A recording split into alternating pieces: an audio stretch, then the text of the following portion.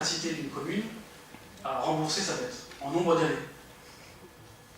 Donc on note sur ce petit tableau un niveau d'épargne brute relativement élevé, mais en baisse en fin de mandat, passant de 15% des recettes de fonctionnement à 10%, et une épargne nette déficitaire en 2011 et 2013, lorsque le résultat n'était pas porté par les ventes immobilières. Nous notons également un résultat d'exercice divisé de moitié sur la période, passant de 4,7 milliards à 4,7 millions à 2,3 millions. Donc, outre la montée en puissance du désengagement de l'État, un programme d'investissement lourd a asséché l'équilibre financier à fin 2013. Un encours de dette par contre faible et un ratio dette sur autofinancement brut très favorable. C'est-à-dire que si elle décidait de consacrer la totalité de son autofinancement au remboursement de sa dette, Maurepas pouvait le faire en 2 années, ce qui présente une situation très satisfaisante. Au niveau de l'épargne brute, Maurepas perd donc 9% par an depuis 2010, soit une dégradation de plus d'1 million d'euros sur la période, qui correspond principalement à la montée aussi en puissance des fonds de péréquation et la baisse de la dotation générale de fonctionnement.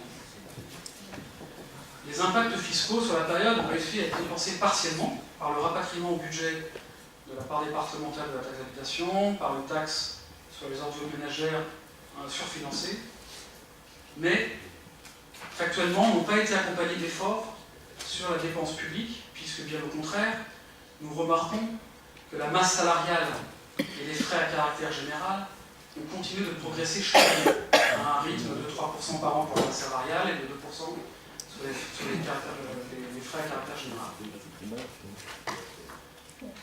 Ces impacts DGF, dotation générale de fonctionnement et de péréquation étaient connus depuis 2011, puisque les impacts fiscaux ont commencé à partir de 2011.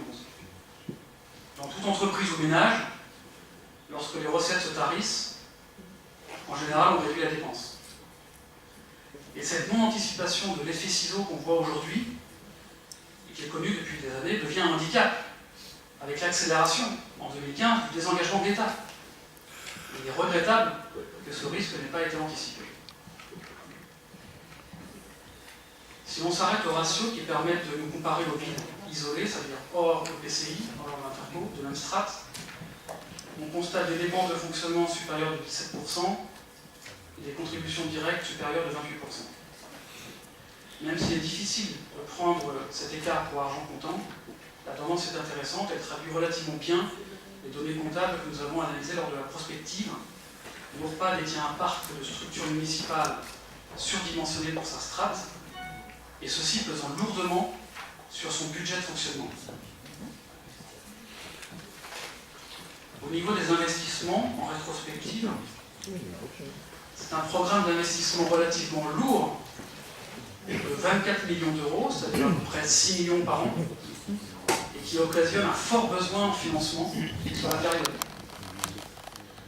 Il y a un programme orienté vers les structures, on va dire, de loisirs, café de la plage, mini-club, terrain synthétique, lorsqu'à notre sens, l'essentiel, c'est-à-dire les structures régaliennes, n'était pas entretenu.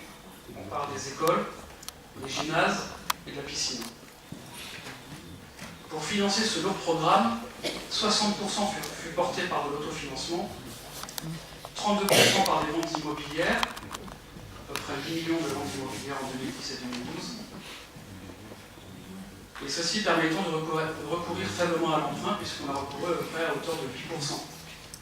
Donc ce programme a donc pesé lourdement sur la capacité d'autofinancement, on l'a vu dans le tableau précédent, et un financement peut-être dont nous aurions besoin grandement aujourd'hui pour amortir l'accélération du désengagement d'État.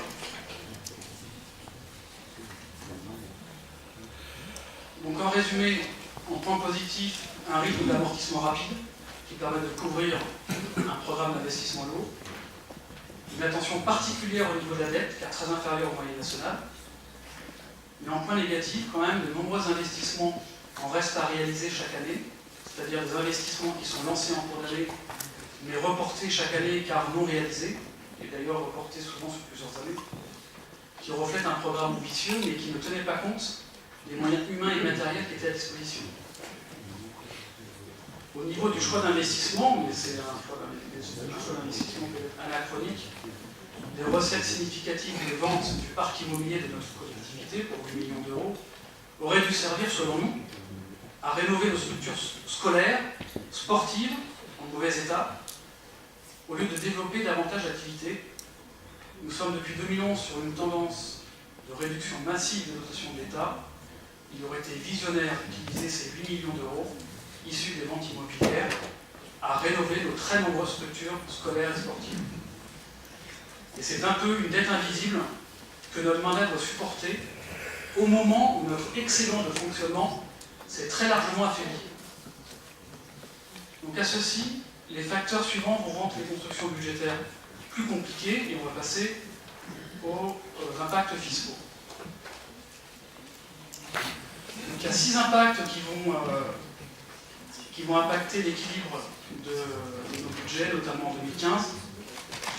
La stagnation des recettes fiscales, le désengagement de l'État en termes de fiscalité, les pénalités sur la loi SRU, c'est-à-dire sur les logements sociaux, la baisse des droits de mutation, la fiscalité RH avec les cotisations patronales, etc., et la mise en place des rythmes scolaires.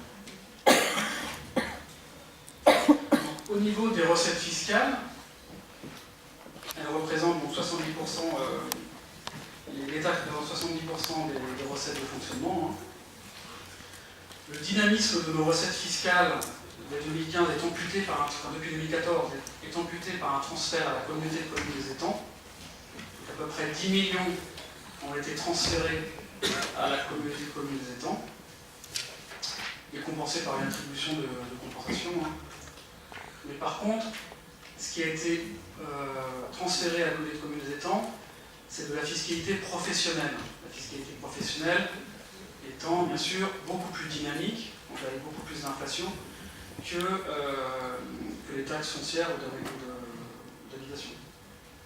Donc la cotisation foncière des entreprises, la cotisation sur la valeur ajoutée des entreprises, l'impôt forfaitaire sur les entreprises de réseau, la taxe sur les surfaces commerciales, etc. Et depuis le 1er janvier 2014, donc l'attribution de Bourpas est figée à 10 millions d'euros, pesant finalement pour près la moitié du budget de la communauté de communes des étangs. Pour les 12 millions de recettes fiscales qui restent à la ville, donc principalement des taxes ménages, elles n'évolueront que de plus 0,9% en 2015, comme en 2014 d'ailleurs, avec un niveau d'inflation relativement bas, et qui correspond à l'augmentation mécanique des bases votées chaque année par le Parlement. Elles n'apporteront finalement au budget que 130 €, soit à peu près la moitié que ce qu'elles ont rapporté en 2014. Puisque l'inflation assise sur cette compensation revient à la CCI.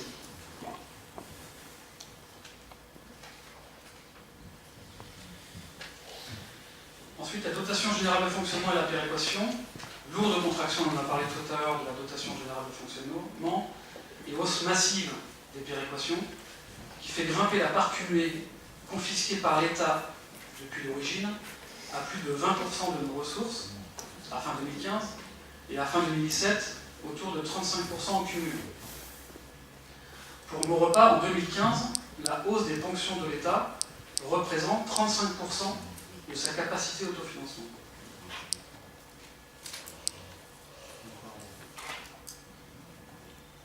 Donc au niveau de la dotation générale de fonctionnement, bien sûr, elle constitue la principale dotation de l'État.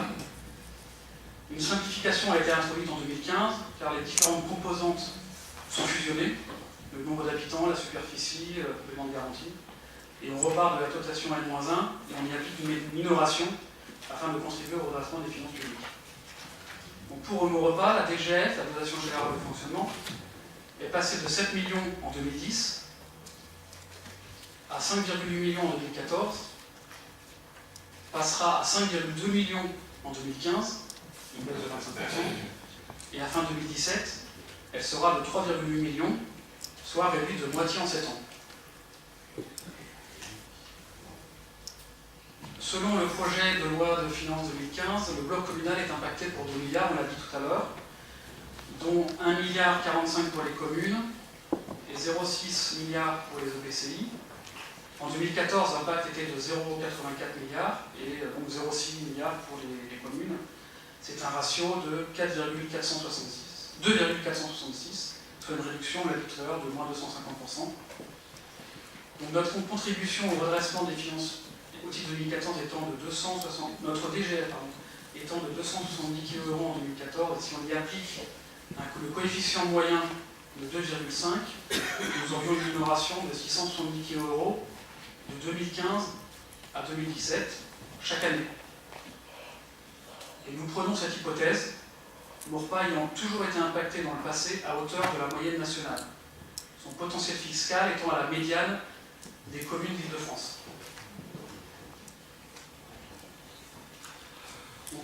Au niveau du FPIC, qui a été instauré en 2012 par le gouvernement et qui a pour vocation, on l'a dit tout à l'heure, d'instaurer une solidarité entre les communes à fort potentiel financier et les autres, la loi de finances prévoit de le porter à 780 millions d'euros en 2015, soit une augmentation de 36,84%. Selon le droit commun, Maurepas aurait dû s'acquitter en 2014 d'une contribution de 527 kg € et qui a été ramenée à moins 75 kg €, donc à 453 kg €, par une prise en charge exceptionnelle de la CCE, une délibération de mi-2014. Donc la CCE prenait à sa charge finalement 50% du FPIC. Pour 2015, compte tenu de la fragilité des résultats financiers de la communauté de communes des Étangs, et suite aux premières données chiffrées du DOB que nous avons eues hier, la prise en charge par la communauté de communes des Étangs à 50% du FPIC sera remise en cause. Donc nous repartons dans notre calcul sur le droit commun qui était de 527 kg € en 2014 et on y applique une augmentation de 30%. On arrive à 720 kg de FPIC en 2015. Concernant le Fonds national de garantie individuelle des ressources, donc le FNGIR, qui devrait rester constant à 642 kg, ce fonds a été créé afin d'assurer à chaque commune et à chaque EPCI la compensation des conséquences financières de la réforme sur la taxe professionnelle. Maurepas ayant été gagnante, elle va contribuer à ce fonds. Prochain point, handicapant, la carence de construction de logements sociaux et qui implique de lourdes pénalités pour plusieurs années, estimées à 200 kg € par an, avant que nous puissions rattraper le quota de logement. Le taux minimum de logements sociaux pour les villes a été porté par la loi Buchot de 20% à 25%. Donc nous avons mis dans la prospective 200 kg par an.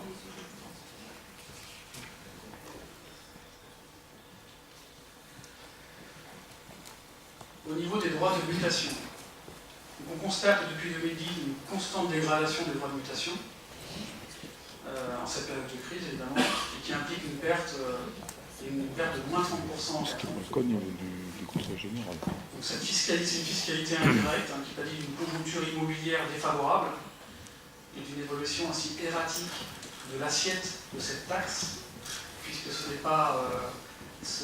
elle est constituée par un flux, c'est-à-dire la vente immobilière, et non comme un stock, comme la taxe d'habitation ou la taxe foncière. Donc nous sommes partis sur un montant conservateur en 2015. Donc, au niveau du rythme scolaire, la mise en place des rythmes scolaires a impacté notre budget à près de 80 kg en 2014. Nous l'avons estimé sur 2015 autour de 250 kg. Sur l'année 2015. Au niveau de la masse salariale, 3 impacts qui vont alourdir le budget en 2015. Ce sont des hausses mécaniques. Les cotisations patronales pour 31 kg €. Le glissement vieillesse technicité, le GVT, pour 75 kg €. Le GVT, c'est le glissement qui représente le coût des augmentations individuelles, promotion, le vieillissement de l'évolution de carrière. La technicité concerne les augmentations liées à l'accès à la qualification supérieure. Et la revalorisation des grilles indiciaires de la catégorie C pour 145 kg. Un impact mécanique de 250 kg.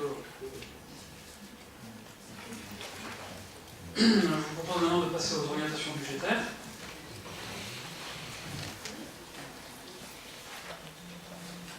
Donc, au niveau des axes de la mandature, 2014-2020, voici les engagements qui reposent sur 5 axes suivants. Premier axe, maintenir les taux ménages, habitation et foncier, conformément à l'engagement de campagne. Optimiser le budget communal et maintenir notre capacité d'autofinancement pour l'équilibrer et investir dans l'avenir.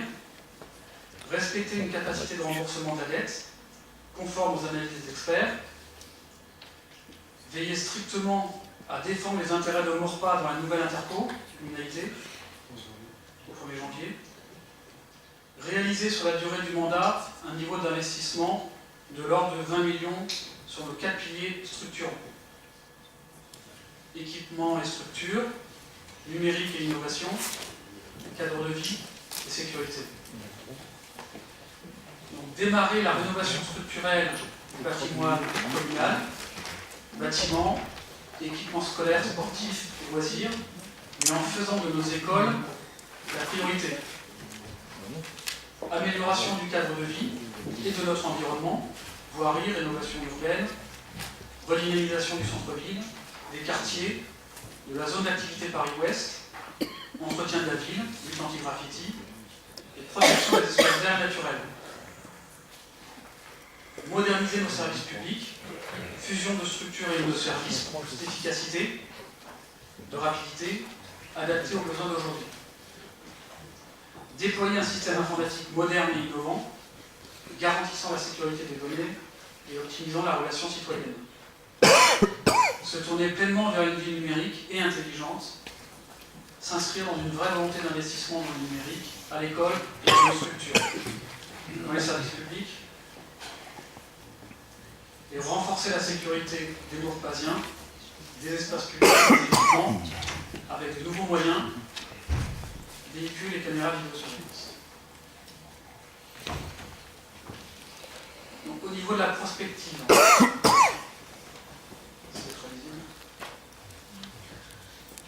avant de passer à la prospective sur les 3 prochaines années, avec l'information fiscale dont nous disposons, on vous propose d'abord de voir une vision fil de l'eau.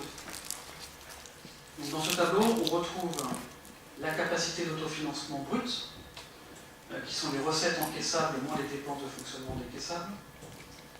Puis, en dessous, nous avons les dépenses et les recettes non décaissables, donc les amortissements, les résultats N-1, et les recettes conjoncturelles, on va dire, comme les cessions immobilières. Puis nous avons le solde du budget d'investissement et le résultat net de l'exercice.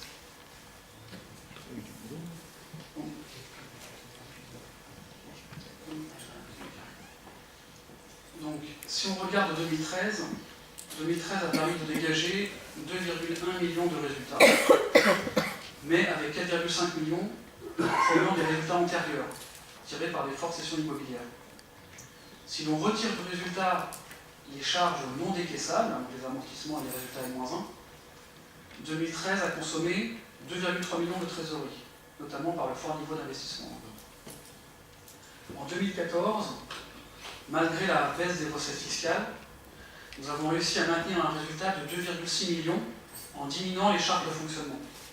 Donc la masse salariale, à titre d'exemple, n'a augmenté que de 2,2% lorsqu'elle augmentait de 3% par an ces dernières années, mettant en lumière une réelle optimisation des ressources humaines. Les dépenses à caractère général ont diminué de 400 kg €.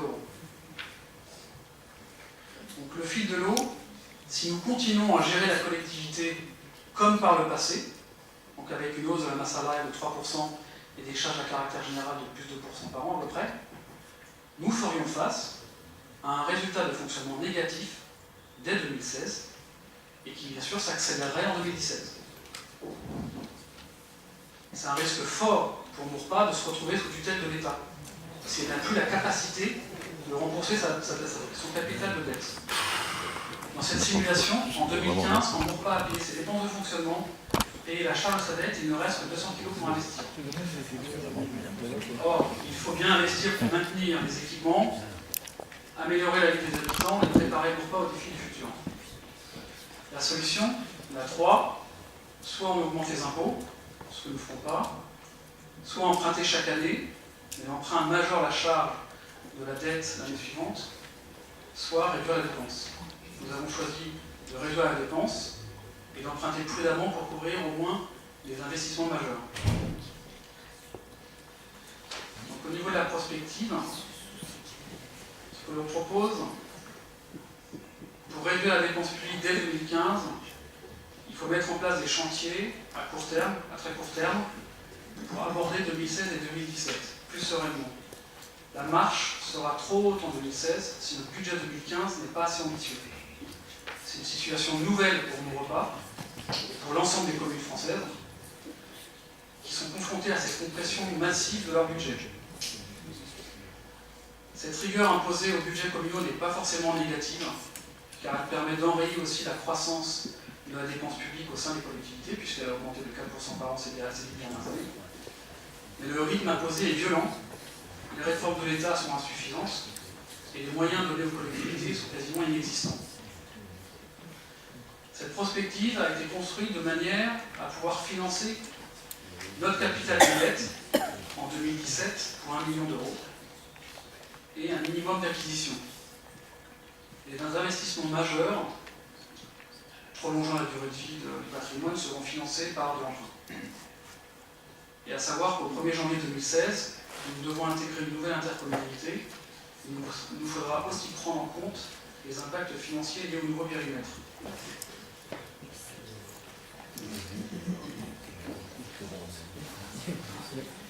Donc, stabilité fiscale et maîtrise des dépenses de fonctionnement.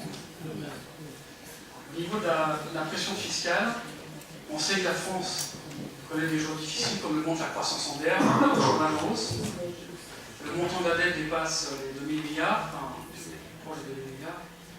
Et dans un tel contexte, le gouvernement maintient une pression fiscale majeure et réduit ses dotations aux communes, incitant celles-ci à augmenter les impôts pour équilibrer leur compte public. Donc nous pensons que même s'il est logique et souhaitable de réduire la dépense publique, cela ne doit pas entraîner l'augmentation d'impôts. Conformément à notre engagement de campagne, nous ne prévoyons donc pas de hausse fiscale. Nous mettons tout en œuvre lors de l'exercice pour réduire cette dépense. Les taxes d'habitation et foncière seront stables par rapport aux années précédentes, mis à part la hausse mécanique des bases votées par le Parlement. On peut ajouter également, en s'appuyant sur le graphe comparatif des taux de taxes ménages avec Elancourt et Montigny, qu'en moyenne, Maurepas se trouve déjà en tête du palmarès. Donc il n'est donc pas souhaitable que Maurepas renchérisse la pression au risque de rendre notre ville moins attractive.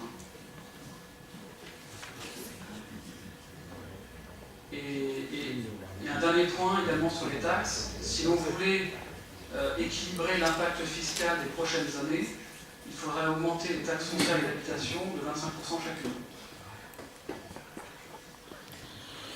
Donc, au niveau de la masse salariale, donc, le poids de la masse salariale est déterminant dans l'équilibre budgétaire car elle représente 65% du budget de fonctionnement. Si nous voulons durablement rééquilibrer le budget, il nous faut agir sur le poste de dépense le plus dimensionnant de notre budget. Nous prévoyons une hausse en 2015 de plus de 1,9%, en diminution de 1% par rapport aux exercices précédents. Et cette volonté s'appuie sur des efforts réalisés et encouragés en 2014, grâce à une analyse plus fine des besoins et à l'optimisation des ressources humaines. Et ce, malgré l'impact du rythme scolaire et la création d'un vrai service de police sur notre commune. La hausse importante, on voit sur le graphe de gauche, la hausse importante des dernières années ne fut pas tant portée par la hausse du personnel, puisqu'on assiste à plus 10 ETP, équivalent temps plein, mais surtout par la croissance des cadres. On a eu plus 30% de cadres sur la période, 33% exactement, de catégorie A. Pour pour la suite, il faut prévoir une baisse de la masse salariale, qui est inscrite donc dans cette prospective, de moins 1,5% en 2016 et de moins 3% en 2017, soit un effort demandé de moins 500 kg par an. Et cette prospective promeut une réorganisation interne qui passe forcément par une mutualisation des services et une recherche de productivité en investissement dans des systèmes d'information de données.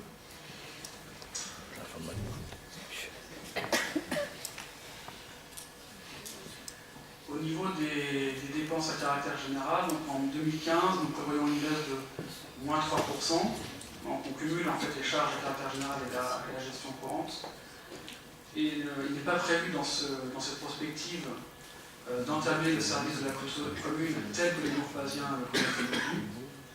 Ce sont principalement des réductions issues de mutualisation, espace vert, mulot, et aussi également politique d'achat, qui permet d'atteindre l'objectif. Mais cependant, il faudra entamer une véritable réforme structurelle en 2015, qui seule pourra nous permettre de rééquilibrer le budget de fonctionnement. Et donc nous prévoyons en 2016 et 2017 un effort de à peu près 4%, 300 kg par an de réduction.